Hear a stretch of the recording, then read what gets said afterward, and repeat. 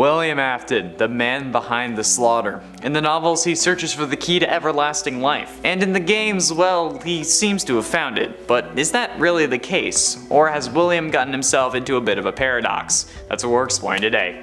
Greetings gamers and welcome back to life's biggest FNAF questions. I'm Connor Monroe and today we ask, is William Afton still alive? And I mean alive in like a tangible sense, considering how at the moment he is sentient code. Okay, let's do this. The main question we need to ask is what counts as being alive? Because since maybe even the first game, William has been possessed by the one you should not have killed. One of his victims that ends up possessing him rather than an animatronic. So he's survived quite a lot that would have normally killed him. The Oxford Dictionary defines being alive as, quote, living, not dead. Which I mean is fairly obvious, but I was hoping for something with a little more meat so that I could maybe find a loophole. But by the dictionary definition of alive, no, William Afton is not alive. We are vividly described his explosive death in The Man in Room 1280, the final story from the 5th Fazbear Frights book Bunny Call. But that's not why you clicked on this video. You clicked so that you could yell at me in the comments saying, of course he's alive. This video is pointless. Why did you do this? So maybe there's a way that I can get this video to 10 minutes after all. I mean, we could consider keeping the memory of someone alive being alive. Since after all, Henry does his damnedest to make sure that everyone forgets what William did in the FNAF 6 ending, saying, quote, this place will not be remembered, and the memory of everything that started this can finally begin to fade away, as the agony of any tragedy should. But we know the memory doesn't fade, since even after the simulated pizzeria burns down, Fazbear Entertainment is still kicking, and still uses what William did to make profit and even strengthen their brand. Like how hotels will make their entire brand about being haunted if enough people say that it is. Like the Queen Mary or even the Farhampton Inn from How I Met Your Mother.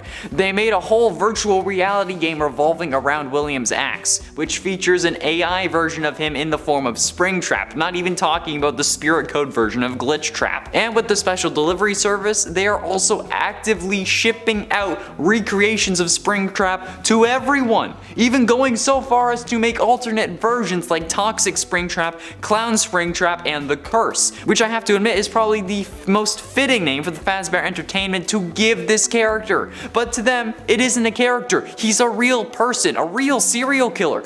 That's like shipping out robotic versions of Ted Bundy or John Wayne Gacy to parents and kids. I say especially him because Clown Springtrap is definitely inspired by John Wayne Gacy, and you know, the similar target of kids. But I mean, like, how incredibly offensive would that be if a company did that in our world? They would be instantly canceled and even investigated to see if that was meant to be a warning or some kind of threat.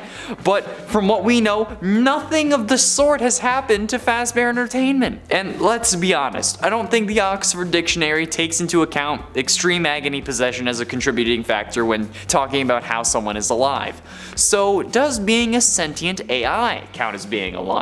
Well, it depends on the person and their personal definition of being alive. While sentient AI would probably be able to feel and go through some of the living process, such as emotion and whatnot, an AI, sentient or not, has no DNA. It has no cellular structure and doesn't undergo the process of cellular division and replication. It can't heal a wound. I mean, it can't really be damaged. Sentience is the capacity to be aware of feelings and sensations, not to actually be a living organism. Even if they have a body, like one of the animatronics from the games, those aren't alive, despite being aware that they're possessed. Possession isn't living, so no, still, William isn't alive. Now, the really tricky thing to determine is if possessing a living being, as William does with Vanny, would count as being alive. And for this, I feel like we need to look at DID. Dissociative Identity Disorder, formerly known as Multiple Personality Disorder, is a mental health condition. People with DID have 2 or more separate personalities, and these personalities control their behavior at different times. Each identity has its own personal history, traits, likes, and dislikes. Now, I do not experience this or know anyone who does, so if I say something or I get something wrong, I apologize in advance. But this is probably the closest thing we can really get to having a real-world equivalent to what is going on with Vanny and William, since there are now 2 personalities inside of Vanny, who each control their own behavior at different times, as we learn in the FNAF AR emails, where Vanessa will go from googling torture and how to induce compliance in human subjects to help and the migration pattern of bees in seemingly no time, literally searching up flowers one day and how far a human being can be cut in half before losing consciousness the next. This seems to be similar to how DID has been documented and described by those who live with it. I mean, I don't mean like the evil part, I mean the split part and the losing time part, at least from what I've read online, which is probably not perfectly accurate.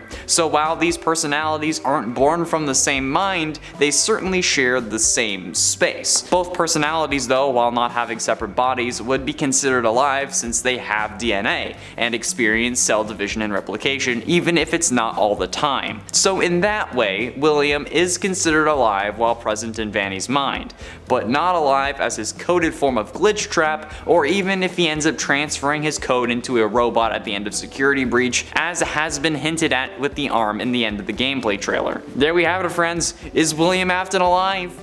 Yes and no. Glitch Trap and any future robot with this coded form is not alive, but while present and able to control Vanny or others, yes he is. Of course, this is all in a video game where every version of him is a code, so in our world, he isn't alive. At all, and hopefully never will be. What do you think of this, and do you have any thoughts of your own? Be sure you let me know down below. Speaking of comments, how about I reply to some comments from previous videos? Buff Rules says, Funtime Chica showed up in Pizzeria Simulator first, not Ultimate Custom Night, so why are you not doing your research? Angry face. So what? I misspoke and said one wrong thing. And I never said that she was introduced in Ultimate Custom Night. All I said was that that game gave us a canon version. It was one of the games that did so. Doesn't mean I don't do my research. People get things wrong all the time. And I'm usually pulling these numbers out of my head instead of looking things up unless I have to, like for the alternate versions list. So just like, relax. Funtime Freddy says, Susie seems to be the only female name there. Charlie and Cassidy, and I took that personally. Show me the grave that actually has those names visibly on it. Go ahead. Go.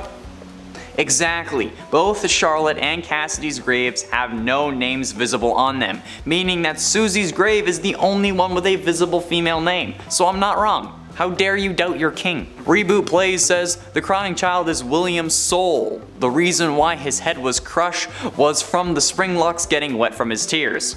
And I gotta say, actually, this is impossible. This is a common misconception. He wasn't a victim of a spring lock failure because the spring locks had already been triggered to put the suit in animatronic mode. The reason spring lock failures are dangerous is because if they fail, all the robot parts are put back in place so that they can become an animatronic. And if you're in the suit, this is bad. But this Fredbear was already in animatronic mode, meaning no spring locks were available to fail. They'd already triggered. So there is something else going on with Crying Child's death. That's just how it would work. This isn't even speculation. Sabrina Carpenter said, how did you manage to get a Chica video away from Connor since Chica is his favorite character, LOL.